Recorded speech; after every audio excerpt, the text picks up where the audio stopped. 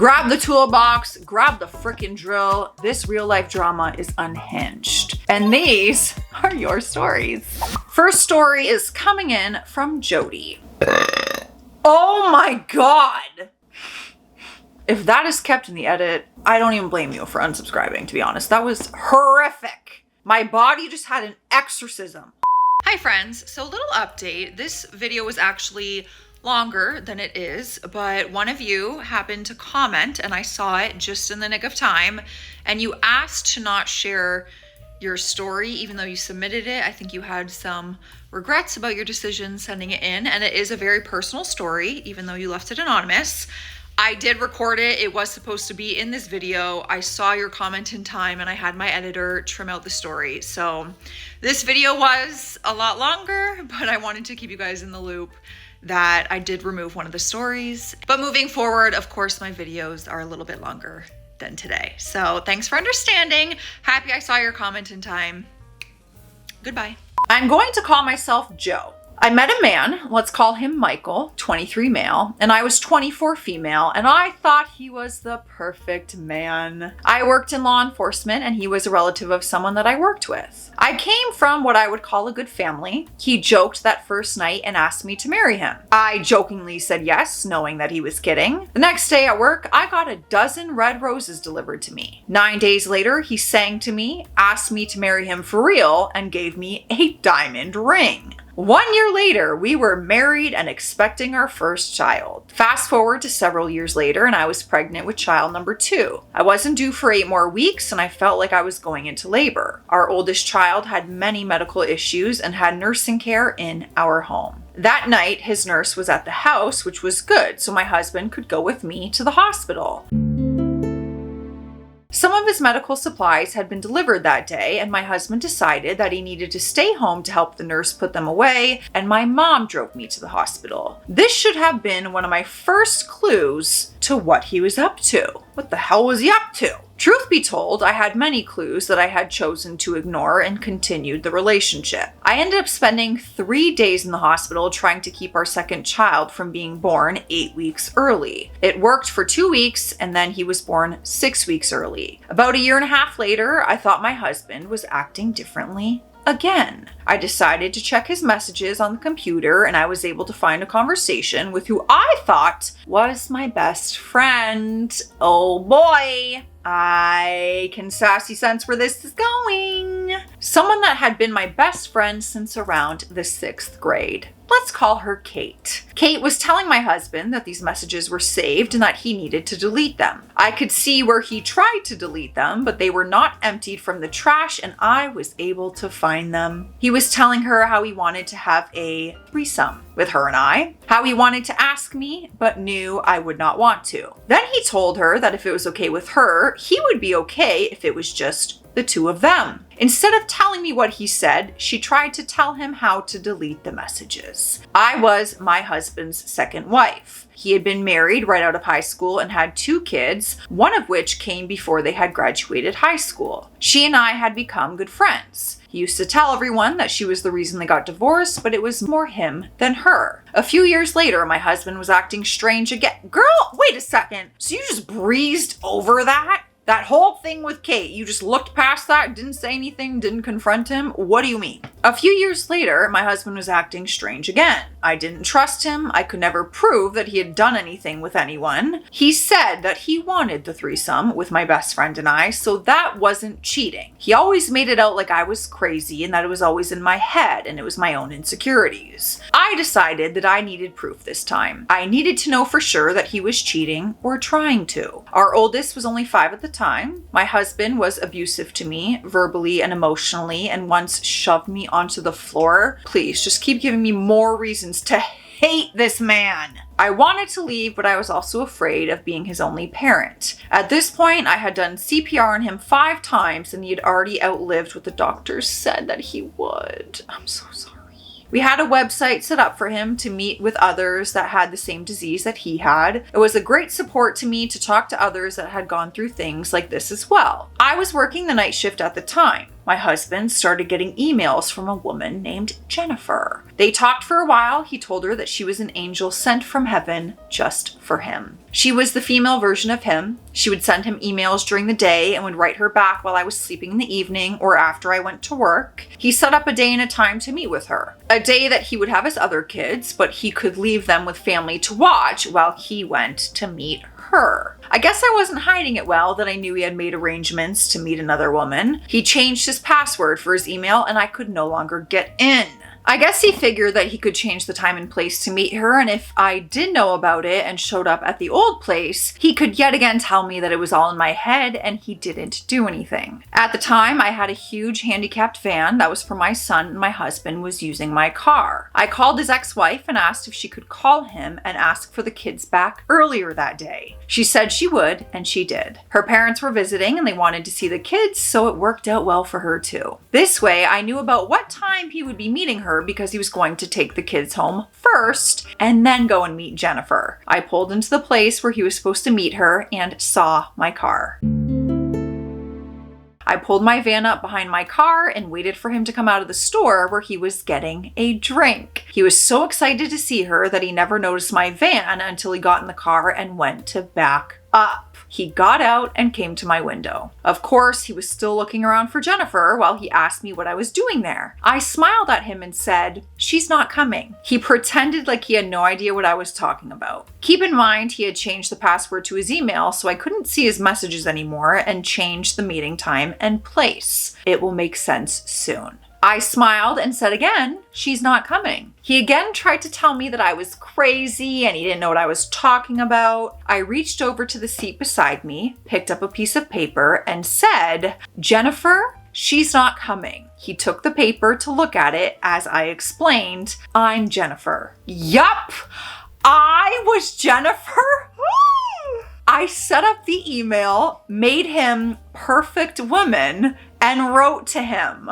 Girl, you even got me with that plot twist. I set the whole thing up and had the proof that I needed. I even used the name of the actress that he loved so much. Friends. Jennifer Aniston. Every man loves Jennifer Aniston, right? Had to explain to our youngest what stalking meant when he said that daddy told him not to tell me that he took them to watch his ex-girlfriend as they sat in the car in front of her house, watching her house. That I would say he was stalking her. Duh. He was, and took my kids to do it with him. I am telling this story to say that there is life after misery. I don't know why I needed proof before I could muster up the strength to end a horribly abusive marriage that I said before I walked down the aisle I didn't want to do. He's ended number 3, and my current husband and I have been together for over 20 years now. He adopted my oldest son, the one with the medical issues, when he said that was what he wanted for his 18th birthday. He'll be 29 in a few weeks and wasn't supposed to live longer than 3 to 4 years. Forget everything else. That is the news I wanted to hear. I was really hoping that your son would have a long, healthy life considering, and I'm so happy to hear that he's going to be 29. That's amazing. Also, you're a little plot girl. That really could be a movie because you got me with that plot twist.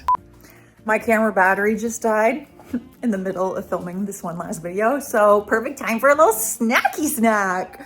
I'm starving. I'm looking in my cabinet and my options are trail mix or plain rice crackers. I actually love trail mix. We went with trail mix. You guys, she's lost it. You're out of control. Hey, you leave that pillow alone. You, oh, you're crazy. Oh, scratch break. Perfect time for me to sneak it up. The next story was sent in by Kelly. I worked at Walmart and not only did I get fired, my manager tried to frame me because I got into a fight with a naked guy who attacked me. Okay. All right. Intrigued, concerned, entertained. Buckle up. Yeah, you read that right. This happened while I was working part-time on the third shift at Walmart from 5 to 11 p.m. during my college years. I'll provide some context as to how this whole situation came about. If you haven't been to Walmart, one thing you gotta know is that it is a circus. You guys, just go to the website People at Walmart. It's all you need to know. I like to call it the purgatory on earth. It's full of people who weren't necessarily evil, but they were definitely outcasts because they either dress inappropriately, walk around with animals in their carts, and of course, sometimes you discover literal poop on the floor. Yeah, Walmart's a special place, but I love Walmart. So I am the people of Walmart also. I'm not pooping on the floor though. Rather than going to actual purgatory, God sends them to Walmart to mess with people. Go look up People of Walmart and see for yourself. I got you. Anyway, this happened back in 2015. At the time, I was a college student studying to become a nurse at a local community college where I juggled school and work. I got a job stocking shelves at Walmart to help pay for my tuition. On this particular night, it was getting close to closing time and I had just finished cleaning and restocking shelves. Needless to say, I had to deal with a lot of crazy people, but I wasn't prepared for what was to come next. I needed to use the bathroom, and when I went to go, I opened the stall and there's a naked grown man just sitting on the floor in the women's bathroom, snorting what looked to be, we know, the white illegal substance. I was horrified and I screamed so loud that everyone could hear me from the other side of the store. The naked man, we'll call him Ugly Naked Guy, looked at me and started making cat noises at me, like literal cat noises. I was freaked out, so I turned and ran out screaming for help while he followed me. Thankfully, the bathrooms were located right by the outdoors area where the sports equipment was. I grabbed a baseball bat and I started swinging. I hit the guy in the head and he fell to the ground. But I didn't stop. I kept hitting him over and over until I felt he was neutralized. While this whole fiasco was happening, my manager Karen came around the aisle and saw me swinging on the ugly naked guy and immediately screamed, "What are you doing? Stop!" I told her what just happened and that I was being attacked, but Rebecca didn't believe me. Oh, her name's Rebecca? I thought her actual name was Karen. For context, Karen definitely lived up to her name. Oh, then why did you say Rebecca? She was a manager who didn't give a damn about the employees. She always ignored any of the complaints that we got from customers, as well as how we were paid under minimum wage. I honestly should have quit a long time before this even happened. I pleaded with Karen to believe me, but she had the nerve to tell 911 that I had assaulted a customer. She's literally looking at a naked guy in the store and somehow thinks I'm the one who's in the wrong here. After some time went by, some of our male employees came to restrain Ugly Naked Guy until the police arrived, and I sat over in Karen's office waiting to speak to the police. When the officers came into the office to speak to us, Karen accused me of attacking the customer. I got the opportunity to tell the officers what happened and how I was attacked in the bathroom, and that I used the baseball bat to defend myself. After taking some more questions and providing more details about the attack, we pulled some security footage that clearly showed me running out of the bathroom being chased, and that I grabbed the bat and swung at Ugly Naked Guy to protect myself. I pointed it out to Karen, but all she could say was, "Oh, okay, never mind then." That really made my blood boil, and I started cursing and swearing at her because how can any manager just stand by and let this happen? I told the officers I wanted to press charges, and that is what they did. But that's not all. Karen wound up getting arrested for falsifying the police report for saying I was the aggressor. Seeing the handcuffs get slapped onto her was super satisfying, and I loved every second of it. As they were taking her to the car, I shouted, "F you, I quit." After all of this was over and I was cleared to go, I turned in my name tag and I walked out. The last I heard was Ugly Naked Guy, who was serving time in the county jail, but I don't know if he still is because I didn't want to get any more involved with the case. As for Karen, I don't know whatever happened to her because I haven't been back to Walmart ever since then, and I will probably never go back again after this. If you're ever going to go shopping at Walmart, please do so with caution because Walmart is Walmart. At least I can say I was involved with one of the people of Walmart. Kind of legendary. I mean, I wish that didn't happen to you, but it's such a Walmart story. It really is. I haven't really seen anything too insane in Walmart myself, like with my own eyes. I do love it there though. I do love it there. Some people hate Walmart and I'm like, they got some good deals, you know? It's kind of affordable in this economy, like considering other stores. Before we get into more, let's hydrate. Hop on hydration station. Let me know what's in your cup. Cheers. Drink your water. Pardon me for interrupting my own video, but just a reminder, you guys, I keep getting questions about the Italy trip that I went on. If you want to see the pictures, videos, behind the scenes, you're gonna have to follow me on Instagram because I can't put everything on here on YouTube. Also, you can follow my shorts channel where I upload all of my Instagram reels, TikToks, all of that. It's in the description of every video. It's like Life with Joss or something. I upload all my shorts there because it messes with the algorithm of my long form videos. I used to post them on here and it was a whole ordeal, okay?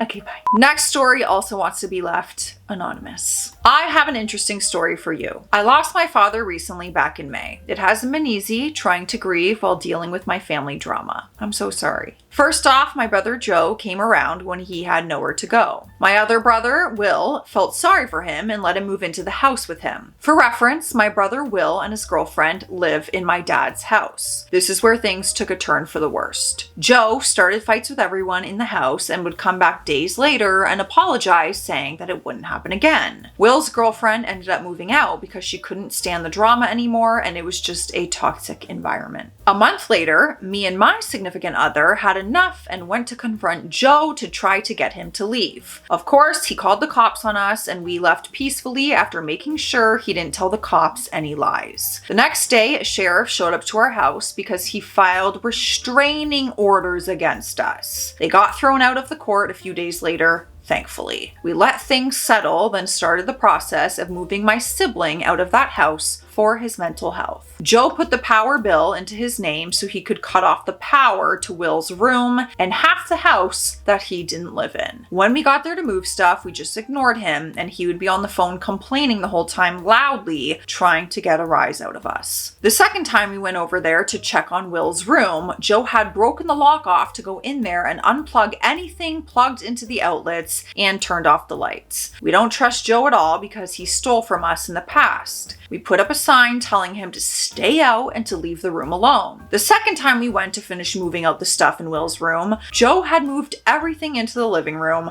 ripped off our sign, and put a sign on Will's door that said, "Toxic room." Will kicked that crap in and 15 minutes later, the cops showed up. Joe called the cops and told them that Will broke the front door down into the house, so they rushed over. They were upset when they got there, finding out that that didn't in fact happen. They can't do anything about you breaking your own room door in your own house. After an agonizing month of dealing with this nonsense, Will is safe and living with me. Now we wait on my dad's house to sell so that we can split the money and further distance ourselves from him. I'm assuming Joe. He told everyone else he doesn't consider us siblings anymore and made it clear that he didn't care about our father at all. He just wants his share of the inheritance. These are not happy stories today. I have filmed a few videos and they are all very sad and about families turning on each other in the worst of times. Is there anything funny in these stories?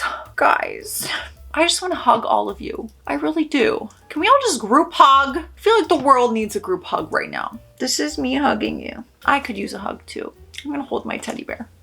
My little storm cloud bear. If you guys want to submit a story, the form is linked below in every video description. Stay classy out there. Stay sassy. I'll see you tomorrow.